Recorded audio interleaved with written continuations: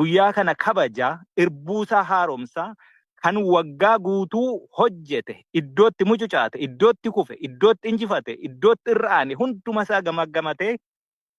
isatti aanuuf immoo galaa ol kaawwatu waa kudhaammatu waan ta'eef guyyaa keessanii kanaaf iyyuu egaa jaallanii hawusoorra tutturan illee nu bashannansiisuu yaalaniiru silaa waliin jiraannee bakka tokkotti jalaa qabnee ho'isuu hin dandeenye bakkuma jirrutti immoo sososso'aa turree jechuu. Kanaaf iyyuu idduma jirtanitti sososso'aa nuti wareegama lubbuu baasaa akkasumas immoo carraa arganne keessattis immoo gammachuu gammadaa wareegamni keenya cidha keenya jenneetiniin beeknee itti galle waan ta'eef warra beekee itti gale warra sammuu ofii bilisa baasee saba immoo hin bilisoomiin gabrummaa jalaa baasuuf dirreerra jirru waan taaneef waan hojjennu warri beeknu homaa tokko nutti hin fakkaatu jechuu. Kanaaf iyyuu lolus osuma lolaa jirru immoo gidduutti qilleensa hafuura baafannaa yoo argannes bashannanuus ni dandeenya jechuu. Na dura jaallan mana kana keessa jiranii waan hedduu kakkaasaa turan. Kanaaf jaallanii ummanni Oromoollee kan nu waliin har'a mana kana keessa jirtan woboo keessan jabeeffattanii nuti kaayyoo irratti ciccinee dirree kana irratti sabni Oromoo waan inni barbaadu haga yookaan itti wareegamnu yookaan immoo galmaan geenyutti of duuba hin deebinu sigigaannu fuuldurri keenyi waan barbaade iyyuu haa ta'u qoma dhiibneetti deemna jenneetiniin dirreerra jirra. Isin ammoo sinitti abdanna sinitti amanna kaayyoon isin qabattanii deemtanii rakkoo gidiraa har'a keessa jirru gabrummaa keessa jirru keessaa nu baasa jettanii warri nutti amantanii har'a nu waliin ayyaaneffataa jirtan kabajaa kana kabajaa jirtanis hundi keessaniyyuu baga wal argine baga waliin jiraanne kana caalaa hojjechuuf kana caalaa xiiqeffannee waadaa haareffannee irbuu walii fuunee kan waliin tarkaanfannu akka taanu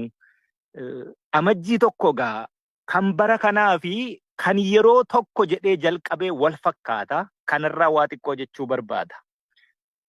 Gaafa amajjiin tokko waraanni bilisummaa Oromoo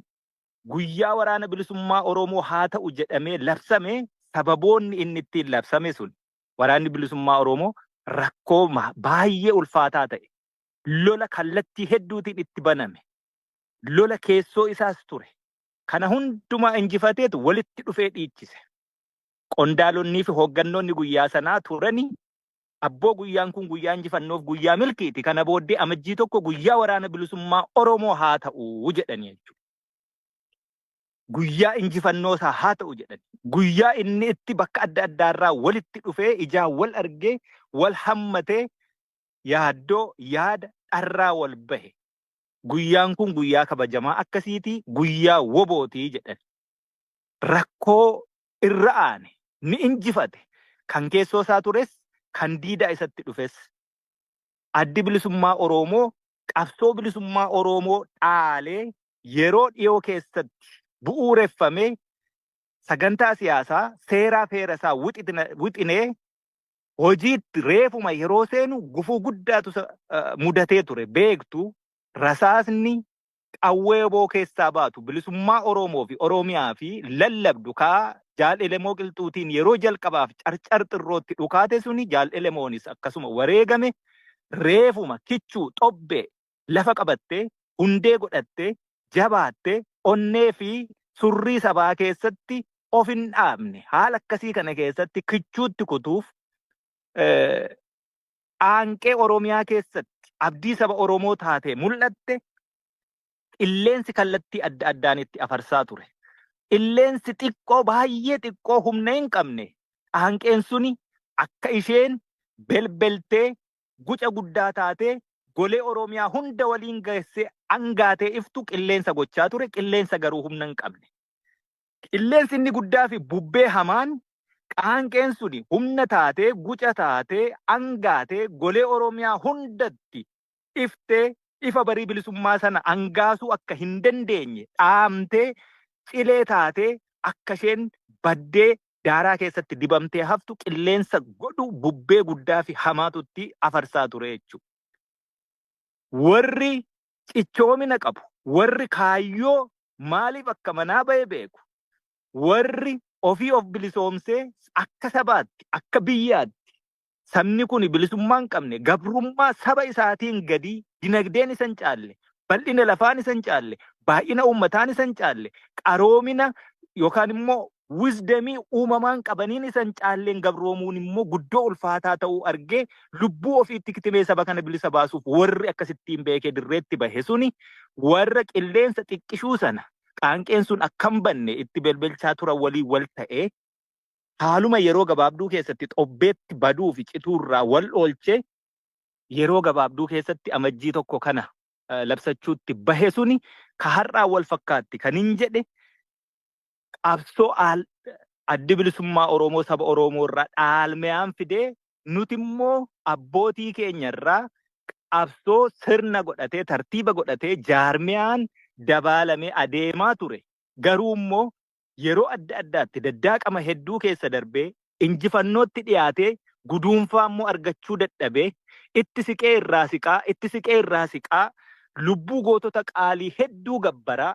lafee hedduu dhiiga baay'ee lubbuu baay'ee qaalii ta'e itti dhabaa wanni kuni ammoo walitti dhufee xoofoo tokko keessatti wal ta'ee bowwaa guddaa gara bilisummaatti nu tarkaanfachiisuu dadhabe sana keessatti guutee riqicha ta'ee nu ceesisuu hanqateetu gammoojjii adda addaa keessatti baddaa fi gammoojjii Oromiyaa baay'ee keessatti biyya ormaatti allaattiin illee ka hin sooratiin waraabessi illee ka hin nyaatiin akkasumattiin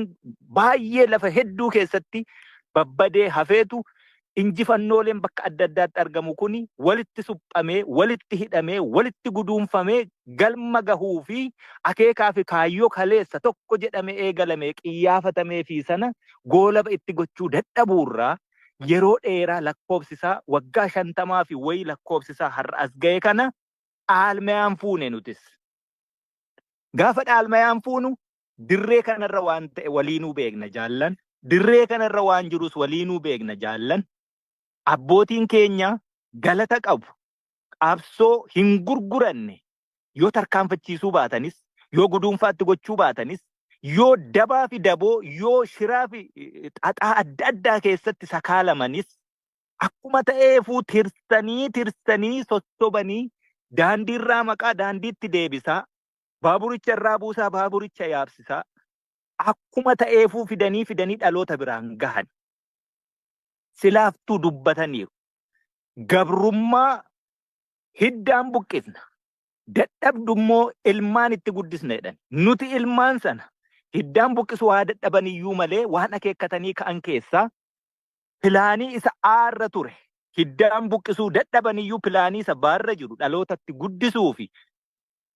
summiin halagaan Oromoo fi Oromiyaatti fide suni akka isheen qottee nyaattee lafee cabsitee hidda hundeen buqqistee nun balleessinetti dhaloonni sana fudhatee summii sana hundeen buqqisuu gatuu irratti akka hojjetu sammuu keessanuu kaahaniiru. Galata qabu. Kana dhaalle gaafa dhaallu warraaqsi silaaftuu takka olii qaba takka gadii qaba. Sadarkaa gadii keenya irra turre qarree fi eerroon Oromoo uummanni Oromoo ka barsiisaa ta'e ka qonnaan bulaa ta'e ka barataa ta'e ka daldalaa ta'e ka hojii hin qabne ka hojjetaa mootummaa ta'e hundumtuu qabsoo hadhooftuu roorroon itti hammaannaan gabrummaan baay'ee ciniintee sagadhiisuu dinnaan falmatee harka duwwaa silaa dhaaba jabaa gaaddisa jabaa qabu tooftaa mala xaxaa siyaasaa keessatti ejjennaa jabaa qabaatee yoo danda'e ofiisaa waa uume yookaan immoo carraa uumametti dhimma bahee gabrummaatti guduunfaa gochuu danda'u daddaaqama keessa dhaaba jiru akkasii keessa akkaataa itti agartee silaa dhaabichi carraa adda addaa uumee qabsoo gaggeessu iyyuu malee carraa uumametti dhimma bahuu dadhabuu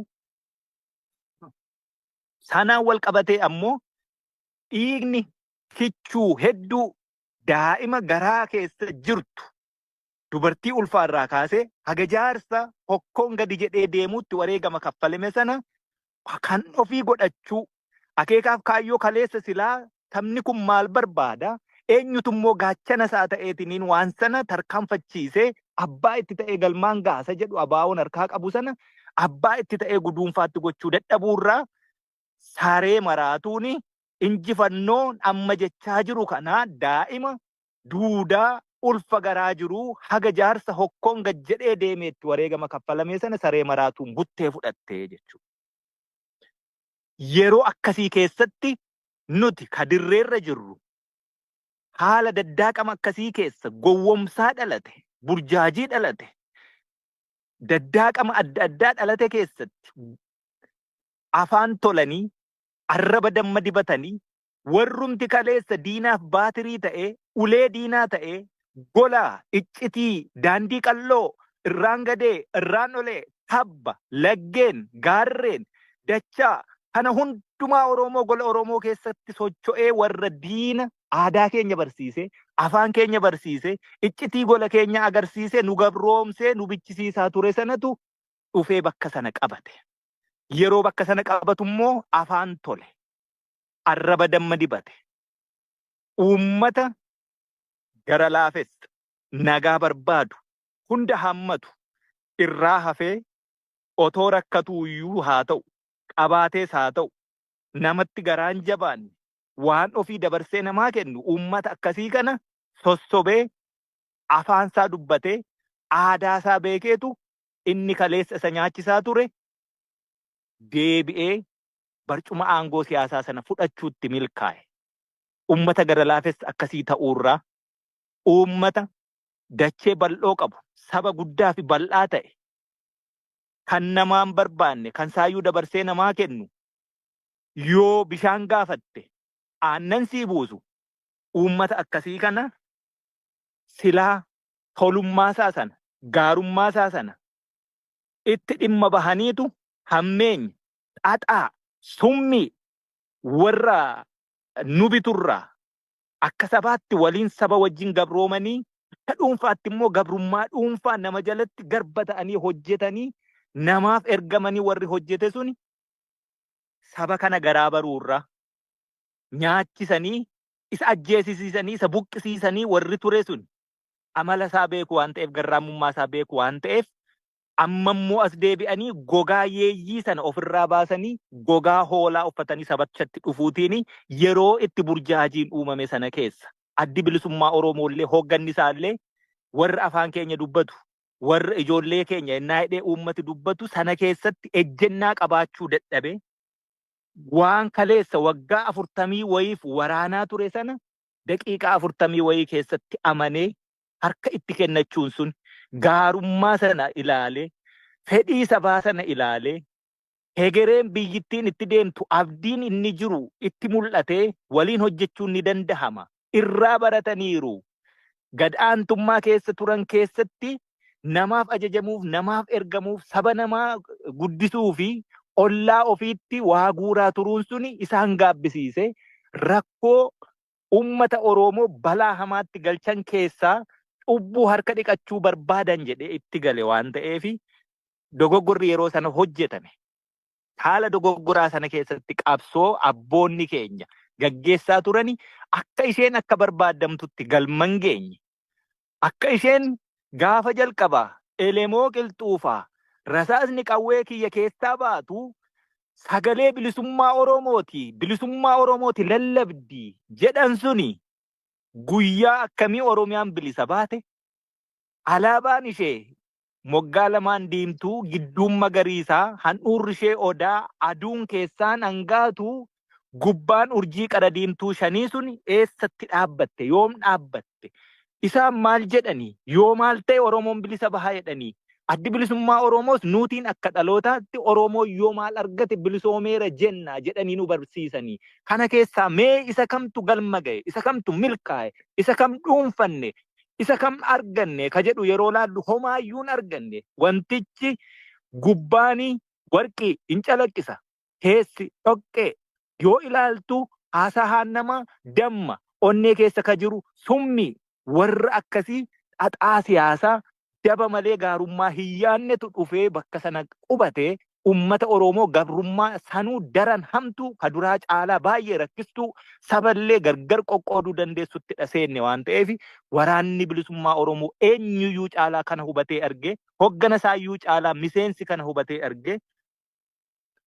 waan haaraa seenaa haaraa seera haaraa gadi hin finne isuma kaleessa nu barsiistani Oromoo maal dhabe jettanii nu barsiistani yoo maal argate immoo waan barbaadu argateera jenna jettanii nu barsiistani kanatu galman geenye jedhe miseensi kun miseensi akkasii kun walitti dhufee dirree irratti qabsoon kun galman geenye boru rakkoo hamaaf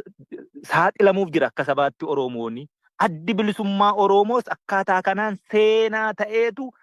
bararraa baratti dhalootarraa dhalootatti seenaan saayyuu seenaa sirrii ta'eeyyuu hin barsiifamu namni si injifate badii dalagame hundumaa sitti haqata namni si injifate seenaa kee hundumaa jalliseetu barreessa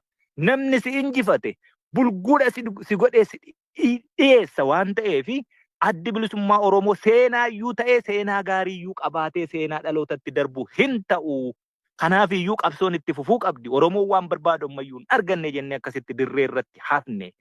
yeroo dirree irratti hafnu miseensa qofaa dirree irra jira yeroo dirree irratti hafnu bakka adda addaatti facaaneetudha golee Oromiyaa kana keessatti dirree irra jirra yeroo dirree irratti hafnu inni kaan waa hubateera inni kaan immoo namuma hafu ilaaleetu hafe waan akkasii burjaajii akkasii keessa turre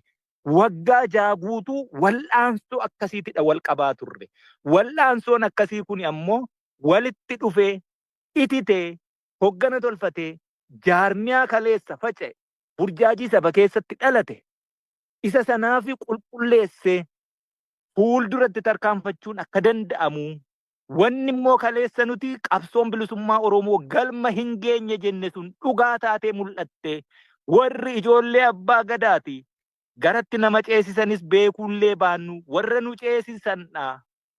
riqicha isa kam akka isaan nu ceesisanis laga kamirra akka jirrus warri otoo hin beekiin akkasumatti nu ceesisa jechaa turesi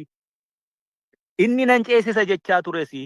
fuudhee qilee gadi fagoo sabni Oromoo bara baraan keessaa bahuu hin dandeenyetti gadi nu dhidhimaa akkasittiin dhugumaanii qabsoon bilisummaa Oromoo galma akka hin geenye galma hin geenye qofaayyuu osoo hin taane ka durii caalaayyuu rakkoo walxaxaa hedduu keessa akka seene guyyaan bulee hime waraanni bilisummaa Oromoo qaroo fuulduratti fageesse argu ta'ee mul'ate sabni Oromoos achirraa ka'e waraana kana abdate egaa akkasittiin abdatamuyyuu malee waraanni kuni bakka adda addaati ture hoggana dhabe hogganni isaan galee namni bakka jiru hundumatti qawwee harkaa qaba lolachuudha danda'a waan isatti fakkaate akka isatti fakkaatettidha tarkaanfataa ture inni kun immoo adeemsa keessa qabsoon bilisummaa Oromoo akka qabsoo biyya Somaaliyaa yeroo Ziyaad Baareen kufeetii booddee namni gosaan gandaan akkaataa isaaf mijatee fi walitti aanuun qawwee qabu jabeeffatee akkuma barbaadetti Somaaliyaa kana gara barbaadetti qircee bubbulchuu tokkotu dhalate. Oromiyaa keessatti mallattoon akkasiitu mul'ataa jechuudha. Osoo akka tasaa jijjiiramumti wayii tokko akkuma jaalbooreen sila kaasaa ture. Yerootti mootummaan kun haala kamuu keessatti kufuu danda'u ganamuma tokko kaanee arginu jiraachuu mala jedhe sun akkasiitoo jiraate haala akkasii namni hundi ani qawween qaba anis hooggana anis nan qajeelcha anis nan lola anis iddoon jirutti waraanan gadhaabe jedhu sana keessatti too waccarraan akkasii uumame kufaatiin Oromoof Oromiyaa baay'ee hammaataa ulfaataa fi rakkoo hamaa gabrummaayuu nuu wayya yerootti jennutu mudachuu mala ture jechuudha. Rakkoon akkasii kun akka hin dhalanneef bakka jirru hundumaarra kottaa walittaa dhufnu nu silaa wobo waliin jenna. Jaallummaa fi Oromummaa fi seera akeeka kaayyoo abaa'ooti baranne bakka jiru hundumaatti hojiin kun tokko hoggana tokkotti fiingee tokkoon dirree bakka adda addaa jiraannuyyuu malee dirree waraana bilisummaa Oromoo tokkicha haa tolfannu jechuu irratti yeroo gubuutu ture jechuu. Kana tolfachuu keessatti siitiin maaltu si gashee anisoo akkasii ati immoo maaltu si dhibee eenyutu immoo si filatee eenyutu immoo akkasi godhee waan akkasii hedduutu ture. Yoo ilaallee dhiisne kaayyoon kun kan kaleessa tokko jedhee gaafa jalqabu Oromoof Oromiyaa malee ganda kutaa amantii laga maqaan dhahanne har'a yeroo akkasittiin immoo yeroo keessumattuu dhaloonni barate hubate jennu kuni kan kaleessaa caalaayyuu qabsoo iticha tokkoomsa raggaasa jennutti akkas ta'uun hin mallee jechuutu immoo dhufa. Yoo callistee ilaalte baduurra dubbattee arrabsamtee abaaramtee qabsoo tokkoomsuu wayyaa jechuutti namni akkuma wal beeku, akkuma wal hubatu, akkuma walii galuun, wal dubbisaa, wal sukkuumaa, wal abaaraas, wal eekkamaas adeemsa yeroo dheeraa booddee kan diinni keenyas akeekan qabanii, kaayyoon qabanii, tokkummaan qabanii, hoogganan qabanii, waan bahaniif hin beekanii olola guddaa nurratti oofes cabsine, tokkummaa sanas uumne, dirrees waaltessinee,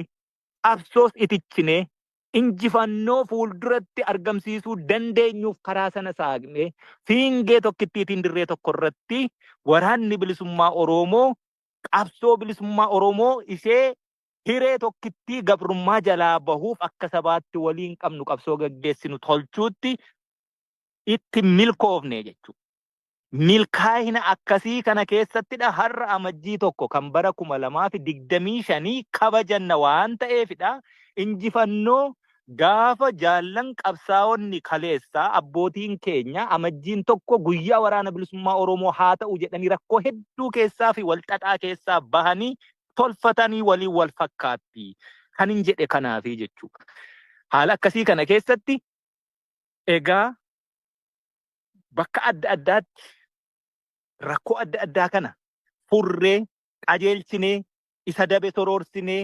fuulduratti deemuu keessatti dabaan dabee torooruu didummoo inuma ture. Inni kun immoo silaaftuu qabsoon baabura hunda baatee hunda milkeessee buufata isa xumuraa sanaan hin ga'u. Inni dabe sun, inni jallate suni dabaan muka qottoo keenya. Inni akeekaaf kaayyoonuu maal akka ta'e hin beekne. Argeef inni itti bahe. Natti fakkaate. Nyaata jira. Dhugaatii jiraaf kan gadi bahe kun dabaan muka qottoo immoo nu keessaa yaa'ee jechuudha. Inni kun nuufi injifannoo dirree keenya qulqullaa'e. Muka ofii muka qottoo sibiila ofitti godhatee nama mururraati oolle. Bakka hormaata gadhummaa, bakka hormaata cubbuu, bakka hormaata vaayireesii nyaaphaa baatee deemu sanatu qulqullaa'e. Warra akeeka qabu, warra kaayyoo qabutu cichee walitti hafe. Kanaaf iyyuuti cichitoonni kaayyoo duula cichoomina kaayyoo bobbaa amma irra jirru kan gaggeessaa jirruufi. Duulli sun immoo duula milkii, duula ayyaana qabu, duula akkasiiti ta'e.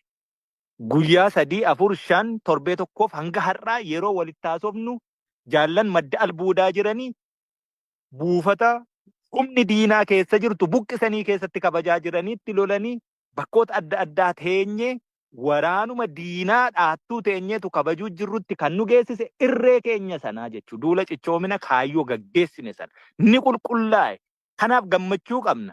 Kanaaf fuuldurri keenya ifa jenna. Kanaaf warra wal amanu, warra dantaa waliin qabu, warra sabaaf dhaabbatu, warra kaayyoon maal akka taate beeku, warra maaliif akka manaa ba'e beekutu walitti hafe. Gadheen gadhuma si keessa jiraates ba'a. Ba'aan sun sirraa galuu wayya. Yoo guddate qawwee dhiigaaf lafeetiini lola keessatti fuunedha dirree nagaatti fuutee diinatti laatte. Isa immoo dhiigaaf lafee keenyaan deebisnee dachaa goonee hiikkanneerraa jechuudha. Waraana iddoo tokko dhaabbatee reejimentii tokko daqiiqaa keessatti qabama godhu daaraa botoroo gochuu danda'u funyaan Finfinnee jalatti qabaannee milkiin sun ta'eera. Xannachi inni kaleessaa, gufuun inni kaleessaa nu danqee diinaaf diinan jenne, firaaf firan jenne akkasaa wallaallee dubbiin sun nurraa buqqee waan ta'eef har'a milkii qabna. Waraanni bilisummaa Oromoo zooniilee 8 keessa jiru wal dhaga'ee waliin qabsoo qindeeffatee bobbaa qindeeffatee duulaa jira waan ta'eef nama gammachiisa. Kanaafidha isa durii waliin wal natti fakkaate duula milkiitidhatti gaggeeffanne irra dha'aanne rakkoo keessaa irra dha'aanne rakkoo diida. Fuuldirri keenyi kana booddee caasaan ittiin deemnu imalli gara fuulduraatti goonu karaan isaa akka durii bu'aa bahiinsaa xiqqaataadha. Dirreerra gulfuuttidha deemna. goonee waan argisiisne irraa uummanni nu abdate kana caalaa daran immoo nu abdachuudha qaba. Gochuudha dandeenya. Gaafa wal argine walitti himnarraa malee yeroo kaan namnu mataa gadi qabateetudha hojii isaa qofaa hojjeta. Sabni keenyi dubbannaa keenyarraa dhufnee waa jechuu keenyarraa homaa tokkoon eegu yeroo waa ta'u womatti jiraa jedheetu nu abdataa jechuu sanadha agarsiisne waan ta'eef baga gammaddanii baga geessanii guyyaa milkii guyyaa injifannoo guyyaa hafuurri waaraa tasgabbaa ititaa ta'ee walitti nu fide waan ta'eefi gammachuu akkasii keessattidha kabajanne lafeetti cabneetu fidanne dhiigatti dhangalaaneetu fidanne lubbuutti dhabneetudha fidanne malee tola nuun laatamne kanaafidha irree keenyaan waan fidannedha akka midhaan ooyiruu ofiirratti facaasanii qotanii aramanii galchanii namatti mi'aawu sanaatiin sinii jechuu barbaada jajjabina kana caalaa hojjenne akkuma jaallan sila kaasaa turan barri itti aanu 2026 warra lubbuun jiru warra milkaa'ina sana arguuf kana caalaa Oromiyaa keessa magaalota Oromiyaa hedduu magaalaa guddoo ishee dabalatee kan keessatti kabajnu akka ta'u kun immoo tolan dhufu hojjennee wareegama keenyaan akka milkeessinu qabsoo karaa hidhannoo qofaan miti kan asirratti jechuun dandeenye hedduu siichitti deemnutu jira. Waraanni bilisummaa Oromoo silaaftuu yeroo hundayyuu qophiidha. Dammaqiinsaan jiraata. Amma jedhee amma lolli irratti ta'e jennaan ammuma kan battala qabatee lolee ofirraa faccisu waan ta'eef haalli kamuyyuu yoo itti dhufe akkuma lola sanaatti yeroo hunda itti qophaa'aa jira waan ta'eef waa hunda qolachuu danda'udha. Kanaaf qophii sanaan turuu nu feesisa. Kanaaf iyyuu waraanni bilisummaa Oromoo uummanni Oromoo kan gargaarsa biraa kan eenyuyyuu biyya haa ta'u saba haa ta'u dhaabbata haa ta'u nama dhuunfaa haa ta'u dhimma tokko nurraa hin qabne uummanni Oromoon qofti abbaa nuti ta'e abbummaa nurraa qabu waliin taanee qabsoo ofitti harkannoo gaggeessine qabsoo jabaa addunyaa kanarratti takkaa mul'atee hin beekne guutummaa biyyaa keessatti otoo fagaatee gammoojjii hamaa keessan taa'iin achuma uummata ofii keessa achuma dhaattuu diina waliin gatiittii warrigaa qabsoo gaggeeffamu akkasiirraa hin geenyeerra waan ta'eef amma wanti nu hafe jaallan akkuma kaasaa turani qaama laafina diinaa sana iddoo tumannee kuffisnu qabsootti guduunfaa goonu gabrummaa umurii ishee gabaabsine bilisummaa finnu akka ta'utti hawwaa jabaadhaa ni injifannaa irras ni aanna irree sanas immoo hojiin argisiifnaa isiniin jechuun barbaada ayyaana gaarii kan bara itti aanu kan waliin qaamaan tokko lama akka amma iddoo teenyee kabajnu osoo hin taane kumaatamaan walitti dhufnee dhiichisnu akka ta'utti milkii sana akka qabaannutti hawwaa galatoomaa ulfaadhaa isiniin jechuun barbaada. Egaa qophii hedduutu jira. Jaallan hedduu waan hedduu jechuuf deemu. Bashannana hedduu isinirraa dhaga'uuf deemna waan ta'eef yeroo dheeraan isinirraa fudhadhe na of kalchaan isiniin jechuu barbaada. Fayyaa ta'a jajjabaadha. Fayyaa ta'a jennaa egaa yaada bal'aa ajajaan olaanaa Baaboo Jaalmarroon nuuf kennanii irraa waa hedduu hubanna. Egaa gara Jaal Nimoonaa Mokonnitti osoo hin dabarree Jaal Gaaddisaa Jibaat hogganaanii koree seeraaf to'annoo ABO'dhaa gidduutti argamu. Jaallan hedduu qondaaltota naannoo sanaa jiran haala neetwoorkiitiif hin argamne bakka bu'aniillee akka waliigalaatti dhaamsa nuuf dabarsu. Jaala gara fuulduraatti affeereera fudhadhaa. Itti dhiyaadhaa. Hayyee galatoome Jaal Daandii kabajamtoota hogganoota waraana bilisummaa Oromoo kabajamtoota qondaalotaa fi miseensota waraana bilisummaa Oromoo kabajamtoota miseensotaa fi jaarmiyaa biyya hambaa as keessatti waliin argamnu hundi keessan uummata Oromoo bal'aa fi deeggartoota mararfattoonni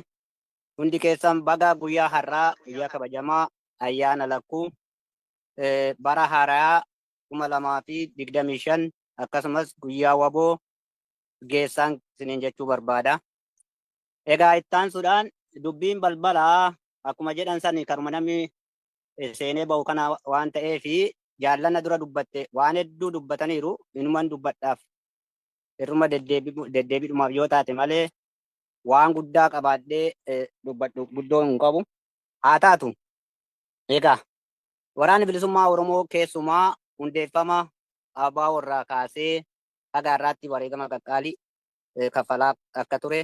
jaallanna dura dubbatan bal'inaan ibsanii turanii hundeeffama isaarraa haga har'aatti rakkooleen keessoo isaatiis ta'ee diinarraa irra gahaa tures akkasuma jajjabaa fi sana qolate hirree isaa itti agarsiisee osoo hin badin yeroo kamuu badee guyyaa gasii keessatti balleessina jedhanii osoo dhaadatanuu baddeertii hin jirtu osoo jedhamuu akka qaanqee markii tokko ifee ka'ee ammoo injifannoolee gurguddaa galmeessaa akka turee fi guyyaa har'aa kana dhiigaaf lafee lubbuu jaallaniitiinis akka har'a ga'ee fi babal'atee Oromiyaa golee Oromiyaa guutuu keessatti wal ga'ee waraanni bilisummaa Oromoo golee Oromiyaa keessa hin jirre hin jiru har'aa funyaan diinni masaraa godhatee keessa taa'u jalatti loloota gurguddaa yeroo geggeessaa jiru kana keessatti ayyaana kana kabajuu jiraachuu keenyaaf gammachuu guddaatu akka nam tokkoottis akka miseensa dhaaba kanaattis natti dhaga'ama. Inni lammeessoo haalota kaleessa ture daddaaqamaa fi rakkoolee bifoota garaagaraatiin qabsoo kanatti aggammatee balleessuudhaaf irratti hojjechaa ture hundumayyuu jabaatee irra aanee osoon bifa qabsaa fakkaachuu fi rakkoolee garaagaraa keessatti rakkoo uumuudhaan qabsoo tana duubatti deebisuuf yaalii guddaan godhamu sana keessa dandamachuudhaan wal qabatee walitti rarra'ee waraanni bilisummaa Oromoo sadarkaa amma jiru kanatti rakkoo sun of keessaa baase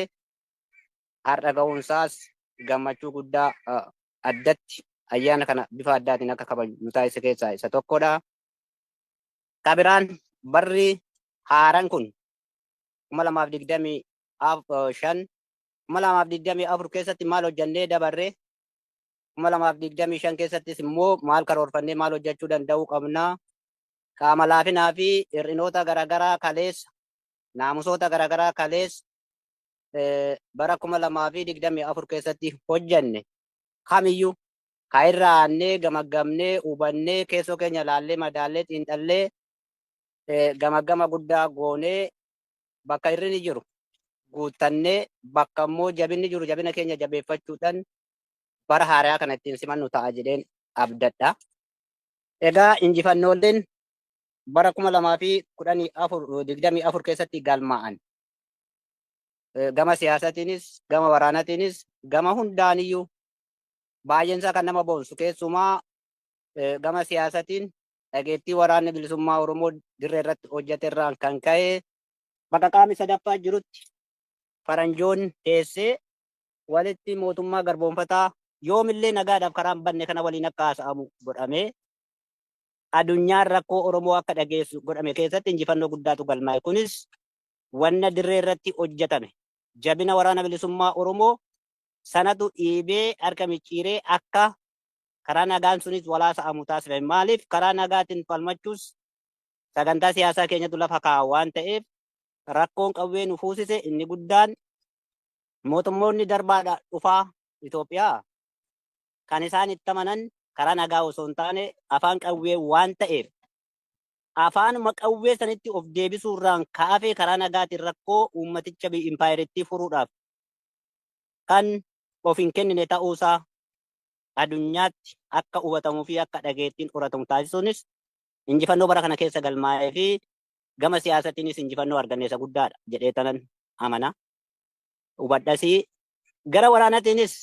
dhugaa dubbachuudhaaf magaalaalee Oromiyaa bakka hedduutii fi bakka seensitiif ta'ee fi dhageettii gurguddaa qabu hundatti waraanni bilisummaa Oromoo seenee wareegama isaatiin injifannoo yoomillee sharafamuu hin dandeenye kan inni galmeessee keessa darbe akka ta'eef agarree jirra. Injifannooleen baroota kana keessa galmaa'an akka hin sharafamnes jabeeffannee injifannoo gara bilisummaatti rarraga bilisummaa sanatti nu geessus fuulduree keenyatti imala keenya kan itti fufu akka ta'uttis abdii guddaadhaan itti deemuu akka dandeenyutu natti mul'ata. Kanaaf barri 2024 bara dullacha moofaa kaleessa daddaaqamaa fi injifannoolee keessatti galmeessine dabarsinee injifannoo galmeessine akka sharafamne qabannee wanneen hir'ina keenya ta'anii fi kaleessa qaawwaa garaagaraa nutti uuman hundumayyuu ofirraa dhiqnee sammuu qulqulluun yaada qulqulluun kaayyoo qulqulluu kaleessa jaallan irratti wareegamtee nutti kennite kana kagalmaan fudhannee 2025 keessatti fudhannee qabannee hubannee ittiin seennee ittiin hojjanne ilaalcha tokko malee ilaalchi nu qabnu ilaalcha sabboonummaa walqixxummaa dimokiraatummaa ta'uusaa beeknee hubannee akka heeraa fi seerri sagantaa siyaasaa dhaabichi lafa kaa'etti kan ittiin sochoonu kan ittiin deemnu kaayyoo qabanne qulqullitti sana galmaan gahuudhaaf wareegama bifa kamiitiif iyyuu kan itti of qopheessinu kan daddaaqamaa fi rakkoo garaagaraa kaleessa keessa dabarre deebinee akka inni nutti hin deebineef keessoo keenya bifa hundaanuu tiffannu yaada keenya wal agarsiifnee bakka hir'inni jiru walitti agarsiifne kan ammoo deebinee nuyyuu of ilaalee of gamaggamnee sammuu keenya waraanummaa fi kaayyicha irratti ofitti cinu ta'uu gochuudhaan jabaannee fuulduratti deemuu qabnu akka nu ta'uun hawwaa. Walumaa galatti waraanni bilisummaa Oromoo fi uummati keenya wareegama kana nu faana kaffalaa ture. Galanni isaa bilisummaadha. Bilisummaadhumatu bilisummaadhumarraa arganna galata isaa jechuudha. Maaliif hundi keenya iyyuu wareegama bifa garaagaraati kan kaffalle kaan qaaman kaffale waraanni bilisummaa Oromoo lubbuu isaa qaaman seenee itti kaffale uummanni keenya bal'aa fi deeggartoonni mararfattoonni akkasumas miseensonni bakka garaagaraa biyya keessa biyya alaa jiranis argitee qaaman lubbuu isaa qaaman lubbuu itti of kitimes ni jira. Kan immoo waan qabuun wareegama kaffales ni jira jechuudha. Wareegamni xiqqaan qabdu lubbuu callaa miti wareegamni bifa hedduudhaan kaffalamaa har'a gahe jechuudha. Wareegama kaffalamaa ture sana walitti qabamnee bilisummaatti geessuun ammoo keenya ta'uu danda'uu qaba. Haga yoomitti wareegama lakkaa'aa callaa hafuunis nu barbaachisu qabsoon kun guduunfaa argachuu danda'uu akka qabdutti uummata keenya hiriirsuu danda'uu qabna. Waraanni bilisummaa Oromoo keessoo isaa tokkoomsuu danda'uu qaba. Keessoon isaa keessoo isaati. Rakkoo keessoo isaas keessoo isaatti yeroodhaan xumurachuu yoo ka dhuftu taate